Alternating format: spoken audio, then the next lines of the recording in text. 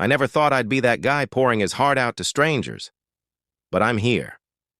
Because I don't know how else to process this. I, 38 Mem, just found out my wife, 36F, Claire, was having an affair with her therapist. And somehow, I'm the one she's blaming. We've been married for 12 years. We have a beautiful daughter, Emma, 7, who's the light of my life.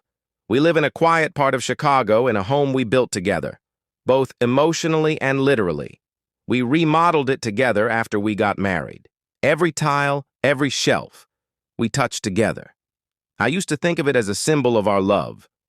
Now, I can barely look at the place. Claire had always struggled with anxiety and bouts of depression, especially after giving birth. A year ago, she decided to start seeing a therapist. I was completely on board. In fact, I helped her find one. Dr. Andrew M. came highly recommended. Mid-40s, clean-cut, supposedly a great listener. Claire immediately clicked with him. At first I was happy. She was opening up, seeming more relaxed. But after a few months, she changed. It was subtle at first. She started dressing differently for her therapy sessions, more polished, makeup when she didn't used to wear any.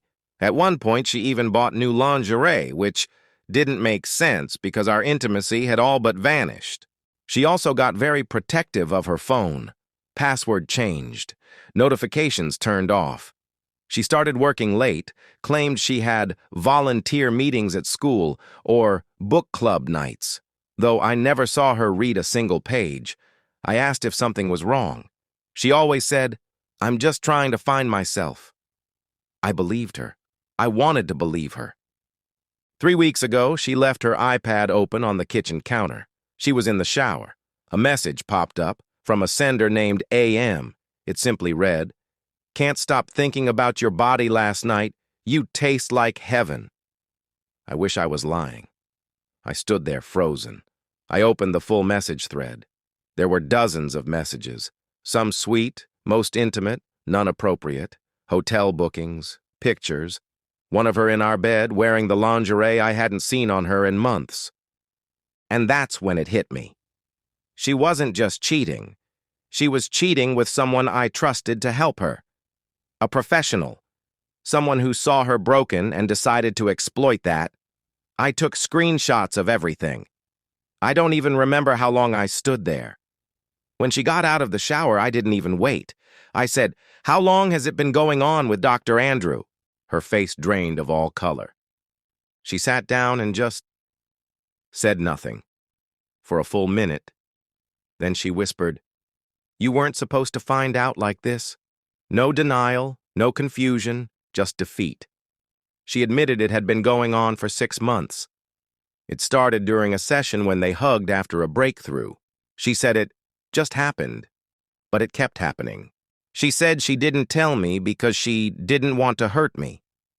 I laughed. It was the coldest, most bitter laugh I've ever made. But the part that shattered me? She said, "You've been distant. I didn't feel emotionally safe with you." He understood me. I supported her through everything.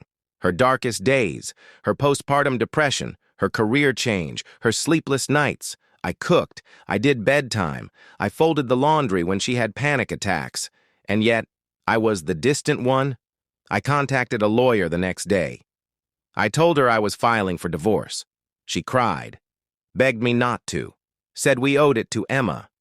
I told her, "You owed it to Emma when you invited another man into our bed." She moved out 2 days later.